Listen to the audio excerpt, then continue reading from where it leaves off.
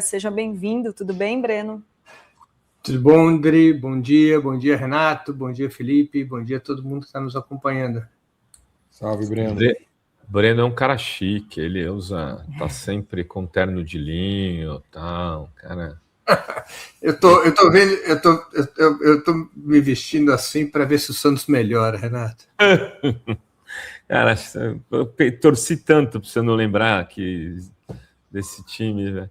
Eu desisto, já falei, Luca, pode torcer para o Jabaquara, para Portuguesa Santista. Que pariu. Não tá fácil. Temos que confiar. Nosso martírio.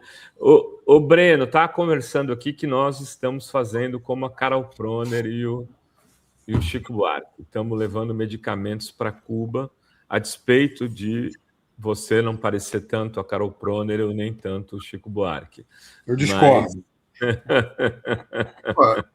Renato, é que a gente ainda não ouviu tuas composições e você cantando. A Adri deve conhecer esses seus talentos ocultos. Talento, proficuidade musical. Mas, Breno, eu queria que você falasse um pouco sobre a questão de Cuba, que a gente está indo para lá. Acho que faz algum tempo que você não vai, mas você teve mais recentemente do que eu, né? Inclusive nesse colóquio do Pátria, e tem acompanhado, por conta até do teu site, o Opera Mundi, que é um site dedicado à política internacional. Aliás, o Breno está fazendo lives maravilhosas aí, quem puder acompanhá-lo, gravadas em estúdios, no YouTube do Opera. Está muito legal mesmo. Então, queria que você falasse um pouco aí como é que está a situação hoje, Breno, para a gente pedir até para as pessoas que puderem contribuir aí na vaquinha que a gente colocou nas redes e ajudando aí, porque a situação está barra pesada, né? Olha, a última vez que eu estive em Cuba foi em junho do ano passado. Aliás, eu não participei do Colóquio Pátria do ano passado por razões de saúde, acabei indo em junho, até para entrevistar o presidente Dias-Canel, e permaneci ali uns 12 dias, né? E já era uma situação de bastante dificuldade. E essa situação piorou, porque a partir do final do ano passado, Donald Trump foi adotando medidas cada vez mais rigorosas. E, finalmente, o ataque contra a Venezuela em 3 de janeiro e o verdadeiro sequestro do país, não só do presidente Nicolás Maduro, mas da própria soberania venezuelana em relação ao seu petróleo, interrompeu o fornecimento de energia para Cuba. Para quem está nos assistindo ter uma ideia, a necessidade diária de Cuba, do ponto de vista energético, se situa ali em 120 mil barris por dia, né? 120 mil barris de petróleo por dia. Cuba tem uma capacidade de produzir de 30 a 40 mil barris, então ela tem um déficit diário de 80 mil barris. Nos áureos tempos, a Venezuela respondia por 60 a 80 mil barris por dia a Cuba, ou seja, a Venezuela supria o déficit cubano. Cuba reduziu suas necessidades nos últimos anos a 100 mil barris dias, mas a Venezuela já tinha caído para um suplemento de 20 mil barris, porque a própria produção venezuelana despencou em função das sanções.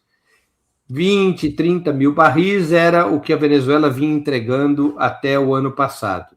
Cuba permanecia, portanto, com um déficit bem expressivo que já se fazia sentir nos últimos anos. Cuba apertou ainda mais as necessidades de consumo de combustível, conseguiu ajustar suas necessidades para 80 mil barris diários. E aí a Venezuela foi bloqueada e Cuba passou a ter, portanto, um déficit diário que se situa ali entre 40 e 60 mil barris. Considerando que Cuba é capaz de produzir 30 mil, mais ou menos o déficit desse tamanho. É um déficit monstruoso, que deixa o país praticamente sem combustível, né? Medidas estratégicas foram sendo tomadas, e essa é a boa novidade, em aliança com a China. A China vem fornecendo, no último ano, uma série de equipamentos para adoção em larga escala de energia solar, não é? Placas eletrovoltaicas e outros tipos de equipamento para substituir a matriz energética cubana, que é quase toda baseada em combustível fóssil. Só que a alteração de matriz energética não se passa num piscar de olhos, não basta estalar os dedos. É um processo complexo a troca de matriz energética. Cuba vem avançando nesse caminho, mas ainda há muito a ser feito, e a mudança plena da matriz energética, no seu máximo potencial, o que não significa dizer dispensar combustível fóssil, mas reduzi-lo ao máximo, essa mudança de matriz energética, ela só vai estar concluída em mais uns 2 anos. Ela demanda tempo, né? Então, Cuba tem esse déficit. Isso é o principal problema, porque sem energia, nada funciona. Esse é o mundo real. A Rússia mandou um barco com 730 mil barris de petróleo, portanto, isso significa uma ajuda razoável, né? São ali como 10, 12 dias de suprimento petrolífero para a ilha funcionar. Precisaria mandar um barco desses a cada 12, 15 dias para resolver o problema, ou pelo menos para amenizá-lo de maneira expressiva, não é?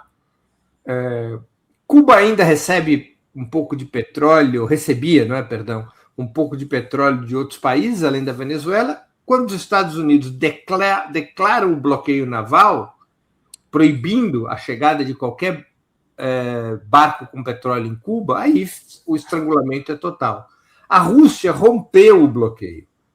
Claro, a Rússia tem uma condição especial. Donald Trump faz uma conta.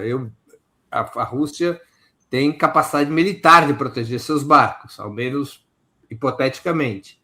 Então, Donald Trump não exerceu o bloqueio efetivo contra essa embarcação russa. Diz o governo russo que novas embarcações serão enviadas, e uma delas está para sair nesses próximos dias, com mais 730 mil barris de petróleo. Isso é a questão vital para Cuba hoje. O Brasil e outros países têm conseguido ajudar, alguns países com maior sucesso, outros com menor sucesso, alguns de maneira mais ampla, outros de maneira mais estreita, com o provimento de certos produtos que também estão escassos na ilha, também ajudam, mas que não vão ao cerne do problema. Então, por exemplo, remédios são importantes para Cuba e faz falta. Alimentos, a mesma coisa, não é? São todos mecanismos que a gente costuma classificar como ajuda humanitária. Não são ajudas que reacendem a economia cubana.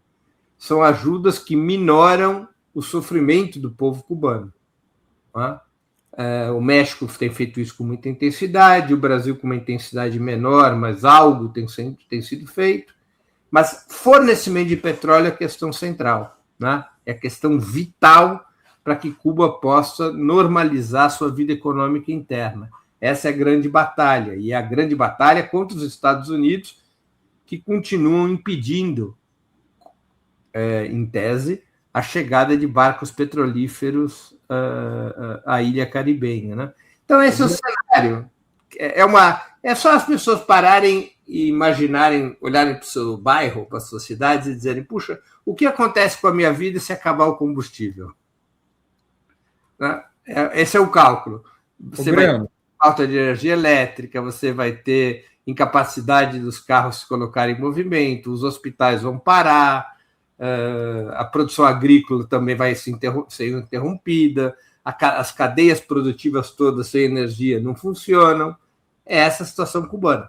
Deixa eu te fazer 3 perguntas muito pontuais, rápidas. Primeiro, de onde Cuba produz esses 30 mil barris? Qual é a capacidade de refino que ela tem? E terceiro, eu faço a terceira depois. Primeiro responde essas 2 para não ficar muito confuso. Não, Cuba está situada, em termos geográficos, Cuba está situada no Golfo do México, né? Então, ali no Golfo do México, Cuba deu azar, né? Por um lado do Golfo do México tem muito petróleo, por outro não. Cuba chegou a acreditar que pudesse ter petróleo nas suas costas para o Golfo do México. chegou a fazer prospecção, a Venezuela ajudou nisso, outros países ajudaram, o Brasil quis ajudar, mas a Petrobras acabou interrompendo a prospecção, porque a Petrobras utiliza mais de 10% de tecnologia norte-americana nas suas plataformas, isso fez com que incidisse sobre a Petrobras o bloqueio norte-americano. Como a Petrobras tem ações negociadas na Bolsa de Nova York, ela seria facilmente punível, mas ali tem um pouco de petróleo nessas costas cubanas, né? Não é grande coisa.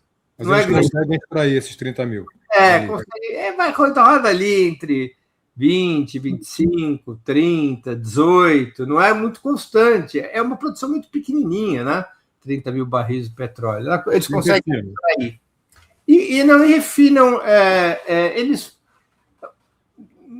dividiam o refino, né?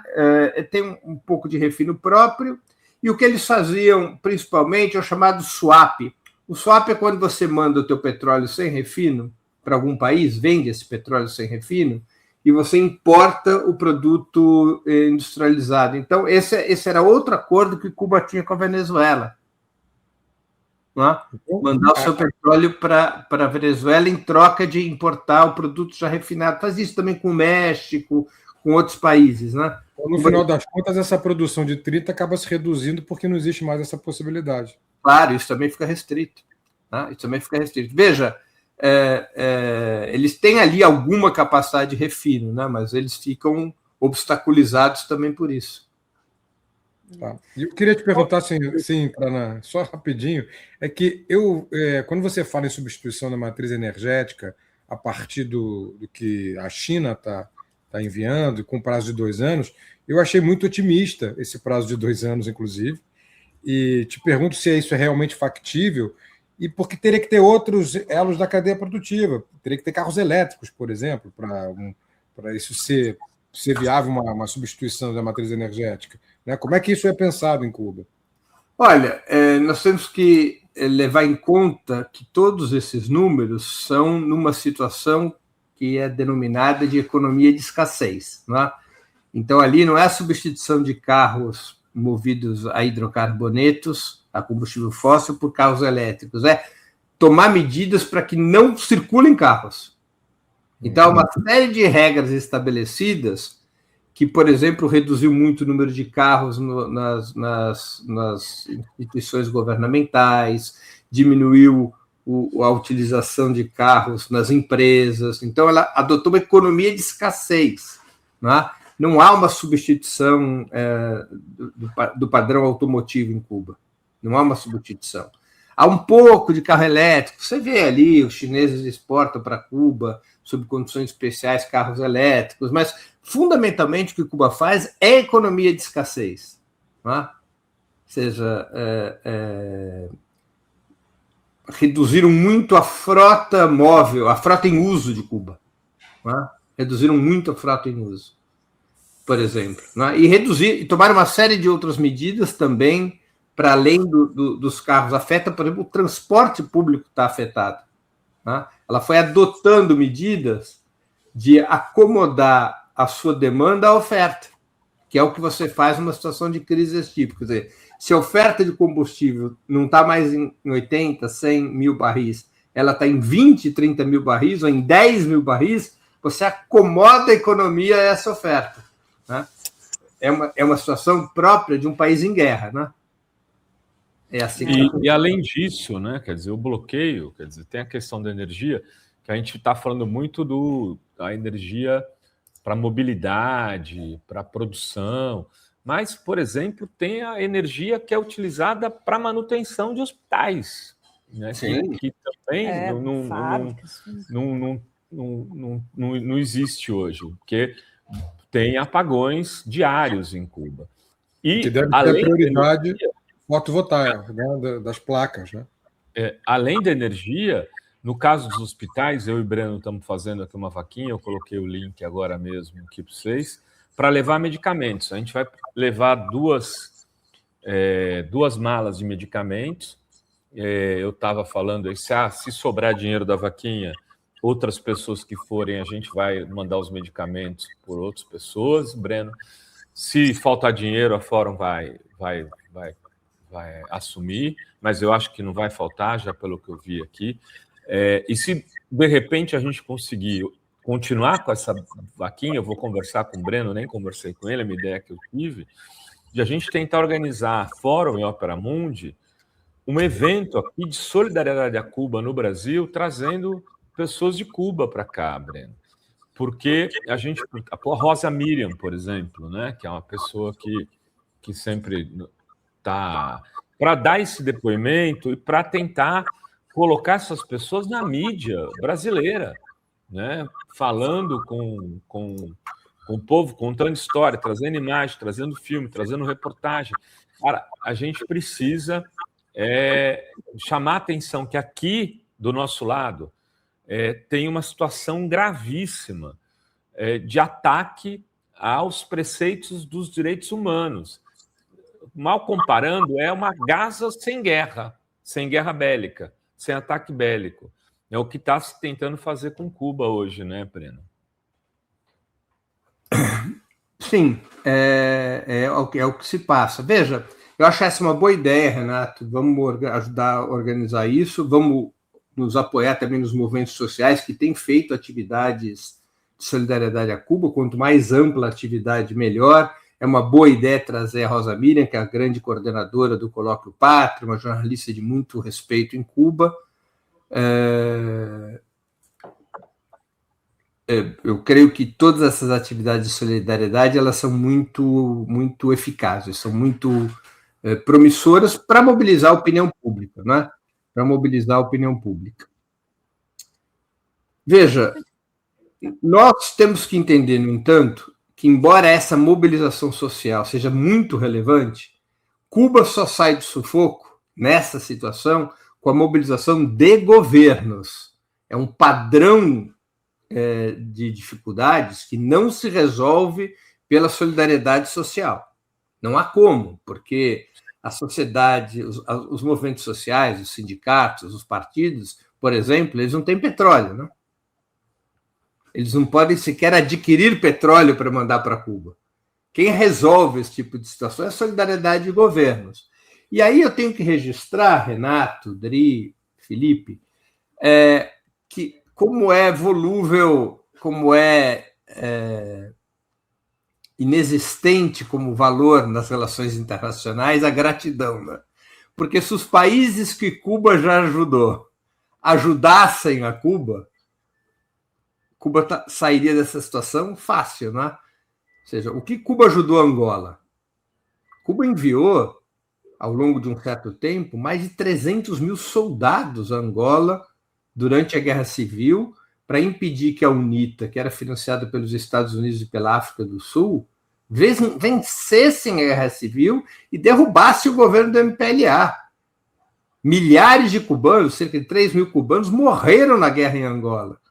A África do Sul foi derrotada em Angola quando ameaçava a própria existência da República Angolana, graças ao exército cubano na Batalha de Cuito-Cuanavale, em 1988. Na pandemia, para quantos países, inclusive países europeus como a Itália, a Cuba mandou médicos? Para o Brasil, quantos milhares de médicos aqui estiveram? E a ajuda que Cuba deu a várias forças políticas na América Latina, que hoje, aliás, estão no governo, e que encontraram em Cuba um refúgio, um ponto de apoio na resistência às suas ditaduras. Então, isso tem que estar bem claro também. Esses governos, incluindo o brasileiro, não apenas por razões humanitárias, nem principalmente por razões humanitárias, mas por reciprocidade histórica e por defesa da autodeterminação dos povos, nós temos que pressionar os governos para que atuem, incluindo o governo brasileiro. Incluindo o governo brasileiro, porque o governo brasileiro possui uma grande empresa, que é a Petrobras. A Petrobras extrai hoje, se minha memória não me trai, 2,7 milhões de barris por dia. Essa é a extração de petróleo que o Brasil faz. As necessidades cubanas estariam muito bem supridas se o Brasil fosse capaz de fornecer a Cuba, para um acerto de contas futuro, se oferecesse a Cuba 0,1% da sua produção diária. Não dá 27 mil barris? Ou errei a conta? É 1%. 1%. 1% dá 27 mil barris. Não é? Então, o Brasil... Claro, a Petrobras tem problemas? Tem. Ações na Bolsa de Nova York, possibilidade de sanções norte-americanas. Ok, a vida é cheia de riscos, não é? Todo mundo pode alegar riscos, mas eu pergunto, Cuba fez esse cálculo de riscos quando ajudou os demais países? Pois é, então nosso papel também é ajudar Cuba pressionando os governos aqui, no nosso caso, brasileiro. Né? Muito bem. Breno. Petróleo é a essência do problema. Ali, todo o resto é muito bem-vindo, eu tenho certeza disso. Remédios, mantimentos, tudo é bem-vindo. Cuba precisa de tudo nesse momento por conta da asfixia do bloqueio. Tudo Cuba precisa. Agora, a essência do problema é combustível. Esse é a pedra que move a alavanca. Como é que dizia o Arquimedes? Dai-me uma alavanca e levantarei o mundo. A alavanca que move a situação é o petróleo. Não? É o petróleo. Maravilha, Breno. Já estamos aqui com o comandante Robson Farinazzo, que vai falar um pouco sobre a guerra do Irã. Te agradecer aí. Vamos conversando. Passei lá me procuraram lá do Operamundi, passei lá o link também, se vocês quiserem divulgar. Vamos fazer isso sim. Obrigada, Breno.